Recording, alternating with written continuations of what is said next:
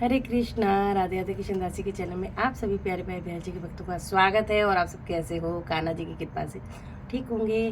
तो आज है आंवला नवमी और सभी को आंवला नवमी की बहुत बहुत बधाई हो। इसमें आंवले की ही पूजा होगी, आंवले का ही सेवन होगा, आंवले का ही आप भगवान जी को अर्पित करेंगे मतलब आंवला। तो यहाँ पे मेरे पास आंवले का पेड़ है। अगर आपको करना हो तो आप खाली आंवला लेके भी हाथ में लेके कथा सुन सकते हो। और मैंने अर्पित चढ़ा दिए हैं तुलसी माता पे भी आंवला और आंवले पे भी रख दिया है। तो अब कथा सुन लेते हैं। और शालिग्राम भगवान जी रोज ही बैठते हैं। तो तुलसी माता ही सुखदाता है, तुम हो कृष्ण की प्यारी, जो जगह हो तेरी मिलाती है भक्ति मेरी। तो श्रीमन नारायण नारायण नारायण भजवन नारायण नारायण। चलिए जी, आज कथा शुरू करते हैं। गोपाष्टमी और दोनों कथा आपको मैं दोनों अध्याय सुना रही हूँ, 28 और 29वां अध्याय। पसंद आ जाए वीडियो तो लाइक शेयर मुझे से करना। भगवान के वामन अवतार एवं आकाश गंगा की उत्पत्ति की कथा सुनकर ऋषियों ने सूत जी से कहा, हे महाराज, कृपा कर कार्तिक शुक्ल की अष्टमी जो गोपाष्टमी के नाम से विख्यात है उसका महात्म्य सुनाइए। इस अष्टमी का नाम गोपाष्टमी कब और क्यों पड़ा? श्री सूत जी बोले, हे ऋषिगणों, गौ रक्षक एवं पालक श्री कृष्ण ने अपने गोप गोपियों के संग कार्तिक शुक्ल अष्टमी को ही प्रथम बार गाय चराने के लिए वन में ले गए थे। इसी कारण इसे गोपा अष्टमी कहा गया है। हे ऋषियों, गौरक्षा करने एवं गायों का पालन करने के कारण ही श्री कृष्ण का नाम गोपाल पड़ा। गोपाल अष्टमी के संबंध में एक कथा और है। भगवान कृष्ण की शक्ति जानने के लिए एक बार ब्रह्मा जी ने गोप ग्वालों के बछड़ों को 1 माह तक एक गुफा में छिपाए रखा।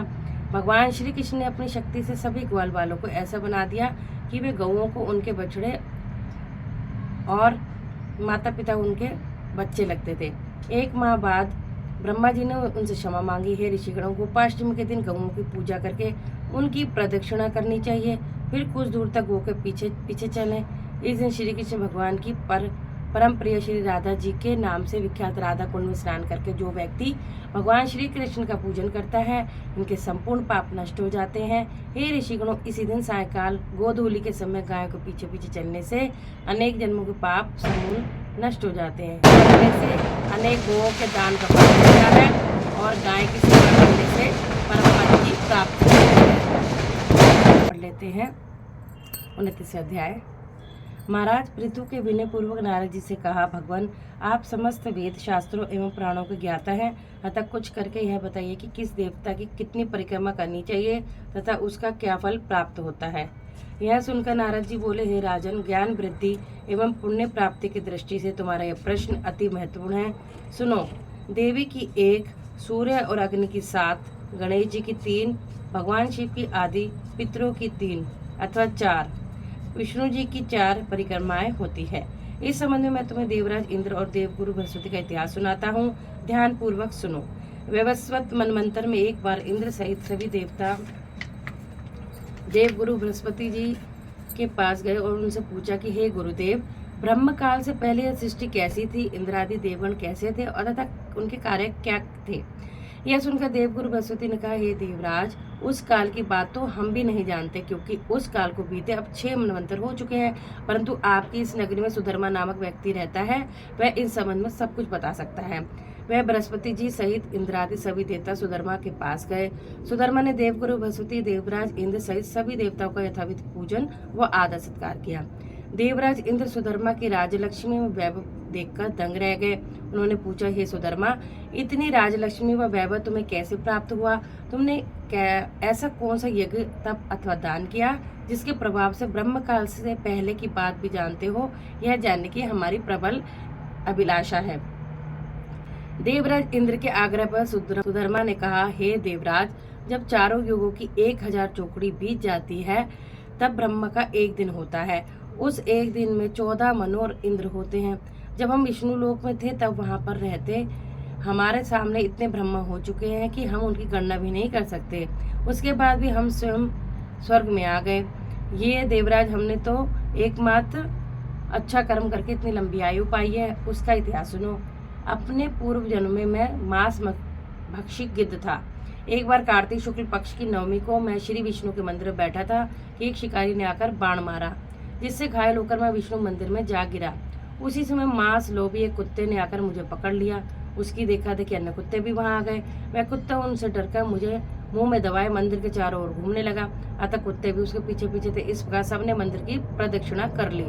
इस बीच मेरी मृत्यु हो गई। हे देवराज, मंदिर की प्रदक्षिणा से भगवान अत्यंत प्रसन्न हुए और उन्होंने मुझे अपना परम पद दे दिया।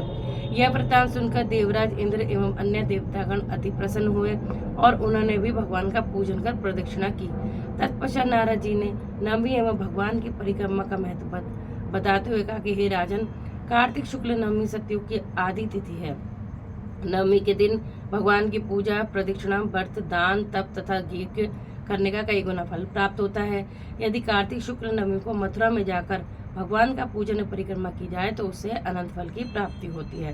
हे राजा पृथु, प्रदक्षिणा करने से जितने पग उठते हैं उसे परिक्रमा करने वाले के उतने ही कुल बैकुंठ में वास करते हैं।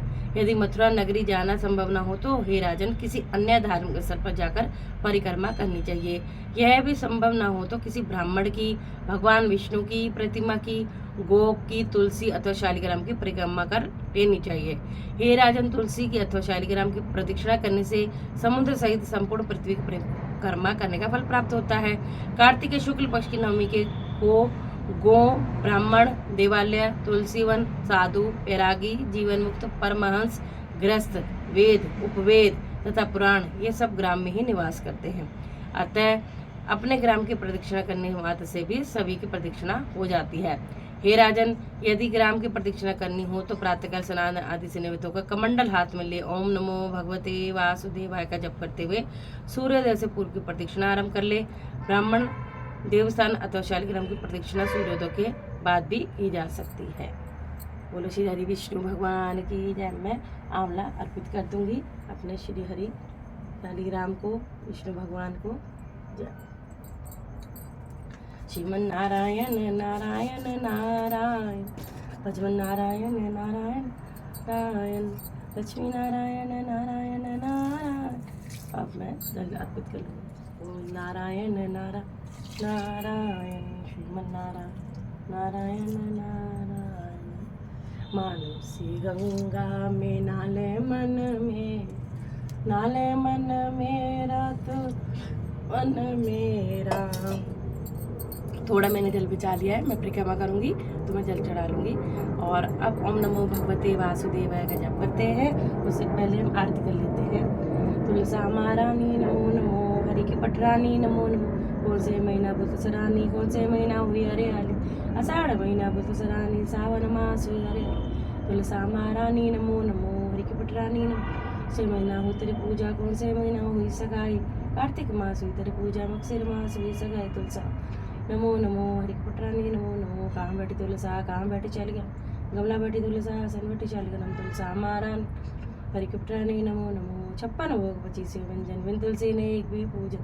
तुलसा महारानी नमो नमो, हरि की पटरानी। तुलसी वो जो तुलसी जी की आरती गावे, बसी वे कुंठ परम पद पावे। जो तुलसी गावे, मन वांछित फल रिद्धि सिद्धि पावे। तुलसा महारानी नमो, हरि नमो। तुलसी माता ये सुखदाता, तुम हो कृष्ण की प्यारी, जो जगह हम तेरी दिन आदि भक्ति मेरी।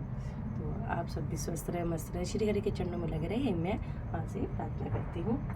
तो चलिए जी, मैं माला कर लेती हूँ, फिर हम लगाते हैं प्रदक्षिणा यानी कि परिक्रमा। चलिए जी, अब मैं परिक्रमा कर लेती हूँ। ठीक है जी, तो यहाँ मैंने रख लिया है और जल ले लेती हूँ। अब मैं 9 परिक्रमा कर लूँगी। नारायण नारायण नारायण नारायण नारायण, लक्ष्मी नारायण नारायण नारायण नारायण, श्रीमन नारायण नारायण नारायण नारायण नारायण, गोविंद नारायण नारायण। गंगा में नाले मन में, तो नाले मन मेरा के दो मेरा,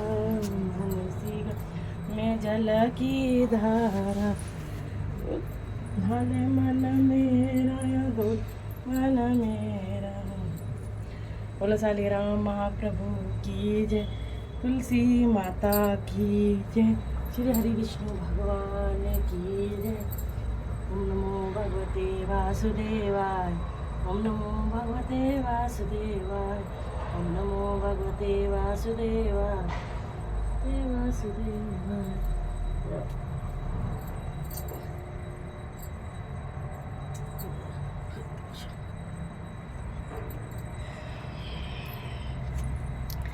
से मैंने की आंवले की और तुलसी माँ की प्रदक्षिणा, और आप भी ज़रूर से करिए। और राधे राधे। सभी को अच्छी लगे तो शेयर भी करना। बोलो आंवला नवमी की जय हो।